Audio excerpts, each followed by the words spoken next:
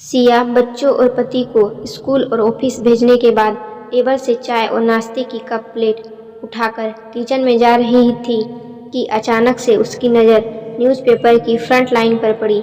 सिया ने टेबल पर ही cup plate रखकर न्यूज़पेपर को हाथ में ले लिया और धीमे धीमे एक हाथ में न्यूज़पेपर लेकर तथा दूसरे हाथ से चेयर खिसकाकर बैठ गई। एक माँ अपने 3 मासूम बच्चों को छोड़कर अपने पूर्व प्रेमी के साथ भाग गई। धिक्कार है, ये जरूरी कोई घर के काम करने वाली या मजदूरी करने वाली कोई छोटी जात की स्त्री होगी, वही ऐसा काम कर सकती है जिसे अपनी मान मर्यादा का ख्याल नहीं हो। और अपने घर परिवार को तो छोड़ो, उसे अपने छोटे छोटे मासूम बच्चों का जरा भी ख्याल नहीं आया। ऐसी औरत से क्या समाज और नाते रिश्तेदारों के लिए जरा भी लज्जा और मर्यादा की उम्मीद कर सकते हैं। वो हर रिश्ते के नाम पर सिर्फ एक काला धब्बा है। धब्बा।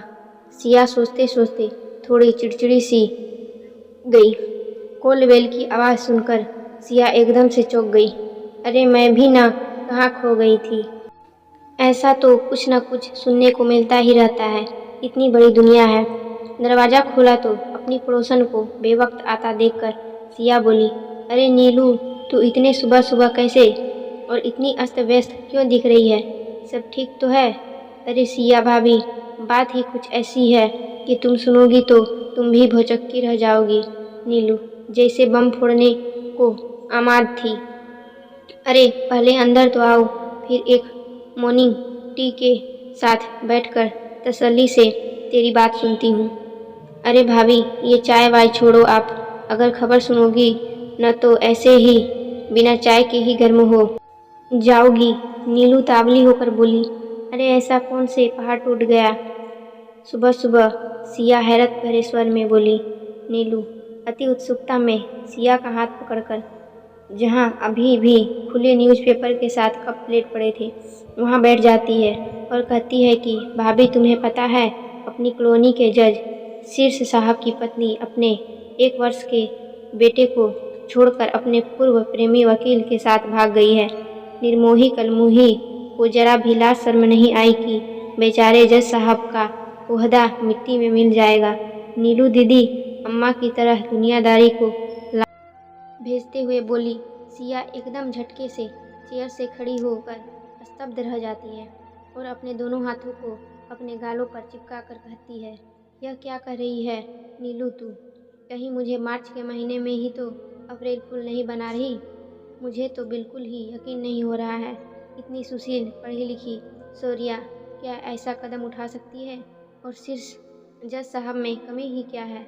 देखने में हैंडसम है और समाज में मान सम्मान प्रतिष्ठा समृद्धि किस चीज़ की कमी है?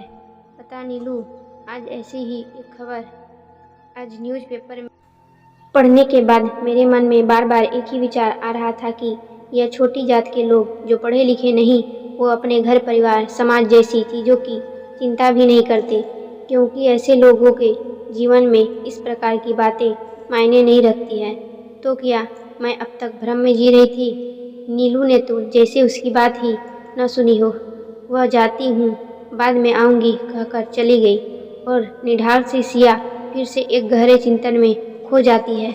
कुछ दिनों बाद फिर से न्यूज़पेपर में संध्या, जो औरत अपने 3 मासूम बच्चों को छोड़कर अपने पूर्व प्रेमी के साथ भागी थी, आज वह उसी प्रेमी के चुंगल से अपनी इज्जत आबरू खोने के बाद जैसे तैसे अपनी जान बचाकर भाग आई है, क्योंकि उसका प्रेमी ही उसके देह का सौदा करने लगा था। जब यह बात संध्या को पता चली तो उसने इस बात का विरोध किया। इस बात से आग बबूला होकर उसके प्रेमी ने पहले तो संध्या को खूब मारा पीटा और शहर के बाहर किराए से एक घर लेकर संध्या को उसमें बंद कर दिया और चला गया। जब वह शाम को वापस आया तो संध्या ने पूछा, तू मेरे साथ ऐसा क्यों कर रहा है? मैंने तो तेरे प्यार के खातिर अपने बच्चों और पति को छोड़ा है, जो मुझे बेहद सम्मान देता था, मेरी इज्जत आबरू का ध्यान रखता था, और तू मेरी उसी आबरू का सौदा करके पैसा कमाना चाहता है। अरे रहने दे, यह सती सावित्री वाली बातें तेरे मुँह से अच्छी नहीं लगती। प्रेमी ने चिढ़कर कहा, जब तू अपने पति और बच्चों की न हो सकी तो तू किसी और की क्या होगी? यह तो तेरे अंदर की वासना थी जो तुझे 6 वर्षों बाद भी मेरे पास ले आई, और मैंने तो तुझसे प्यार कभी किया ही नहीं था। यह तो मेरा पेशा है कि लड़कियों को अपने झूठे प्रेम जाल में फंसाओ, फिर जी भर कर उनके साथ खेलो, फिर उनका सौदा कर पैसे कमाओ और ऐश करो। यह मेरी असली रूप तब सामने आता है जब लड़कियां औरतें जब पूरी तरह से बर्बाद हो जाती है। अब समझी तू उसका प्रेमी जैसे कि राक्षस बन गया था। यह बात अलग है कि किसी पर ज़्यादा किसी पर कम मेहनत करनी पड़ती है। समय डालो, गिफ्ट ला के दो, चोरी छिपे घूमने लेकर जाओ, पहले रुपया पैसे खर्च करो। जब चिड़िया पूरी तरह मेरे बिछाए जाल में फंस जाती है, फिर मैं सूद के साथ वसूलता हूँ। बस ये तेरी शक्ल थोड़ी बिगड़ गई है, 2 दिनों में ठीक हो जाएगी। मेरी एक पार्टी से एडवांस बुकिंग हो चुकी है, वो तेरा दीदार करने के लिए उतावला है। उसका प्रेमी जहर बुझे स्वर में बोलता गया। संध्या के पति ने उसे अपने से और बच्चों से हमेशा हमेशा के लिए दूर कर दिया कि मैं तुझ जैसी चरित्रहीन औरत के साथ एक पल नहीं रह सकता हूँ, ना ही तेरी गंदी छाया अपने बच्चों पर पड़ने दूंगा। जा किसी नदी नाले में जाकर अपनी जान दे दे। सिया कुछ जरूरी काम से मार्केट जाने के लिए पर्स और घर की चाबियां हाथ में संभाल गेट खोला तो सामने से अपनी पड़ोसन नीलू को कोलवेल पर हाथ रखते देखा। अरे वाह भाभी, यह तो अपने बिल्कुल बागवान पिक्चर के हेमा मालिनी की तरह स्वागत किया। कहीं जाने की तैयारी में लग रही हो भाभी? हाँ नीलू, मार्केट से कुछ जरूरी सामान लाना था, सिया ने कहा। सिया ने उसे टालने वाले स्वर में कहा, अरे भाभी, एक चटपटी खबर सुनाओगी न तो सब जरूरी सामान लाना भूल जाऊंगी। नीलू फिर बम फोड़ने की तैयारी में दिख रही थी। सिया आश्चर्य से, क्या हुआ अब ऐसा? अरे भाभी, तुम्हें तो कुछ पता ही नहीं होता है कि हमारे आसपास में क्या चल रहा है। नीलू उसे दुनियादारी सिखाने के स्वर में बोली। सूर्या वापस आ गई है, नीलू ने बम फोड़ दिया। सिया एकदम दंग होकर बोली, तो क्या सिर साहब ने सूर्या को अपना लिया? हाँ भाभी, कलावती, वही बाई जो जज साहब के घर काम करती है, मैं आपको बताना ही भूल गई। वही बाई पिछले 1 महीने से मेरे घर भी साफ सफाई का काम कर रही है। उसी ने तो मुझे सब कुछ बताया है। सुबह सुबह जज साहब अपने बच्चों को सीने से लगाए उसे रोने से चुप कराने की पूरी कोशिश कर रहे थे। उस 1 वर्ष के बच्चे को बिना माँ के रो रो कर बुरा हाल हो चुका था और पत्नी के धोखे से जज साहब पूरी तरह टूट चुके थे। अचानक से पत्नी को वापस आया देखकर एक क्षण के लिए वो तो दंग रह गए। सूर्या भी डरी सहमी सी और आंखों से गिरते मौन आंसू के लिए शीर्ष साहब के सामने खड़ी हो गई। शीर्ष की प्रतिक्रिया जानने की प्रतीक्षा में कुछ क्षणों बाद शीर्ष बच्चों को अपने सीने से लगाए वहीं सोफे से खड़े होकर अपनी दूसरी बाँह फैला देते हैं। सूर्या भी आश्चर्यचकित हो फूट फूट कर रोने लगी और शीर्ष जज साहब के पैरों में गिरकर बोली, मुझे क्षमा कर दो, मेरा अपराध क्षमा योग्य तो नहीं, आप जो चाहे सजा दे।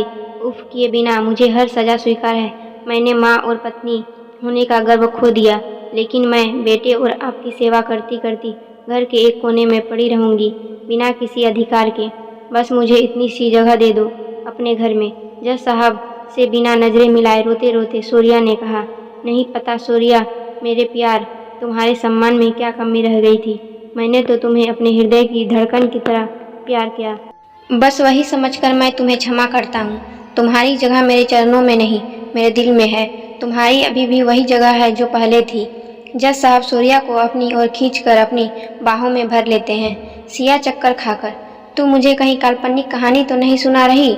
नीलू ने कहा, नहीं भाभी, मैं भी यही सोचकर हैरान परेशान हूँ कि जज साहब के माता पिता ने कितने अच्छे संस्कार दिए होंगे, कितना स्त्री के लिए सम्मान देना सिखाया होगा, कितनी बड़ी गलती को इतनी सहजता से माफ़ कर दिया, वह भी इतने बड़े ओहदे पर होने के बाद। इतनी संवेदना, इतनी करुणा, शायद यही सच्चा प्यार है। नीलू बोलते बोलते भावुक हो गई। सिया कुछ पल के लिए फिर कहीं खो गई और उस मजदूर का इतना बड़ा अहम कि उसने अपनी पत्नी को फिर से उस प्रेमी की तरह खुलेआम लोगों के सामने छोड़ दिया। गलती तो दोनों औरत ने की थी, बस इंसानों से जुड़े जज्बातों और संवेदनाओं का कमाल है। वो उनसे कितना प्रभावित होता है और रिश्ते को कितना प्यार करता है।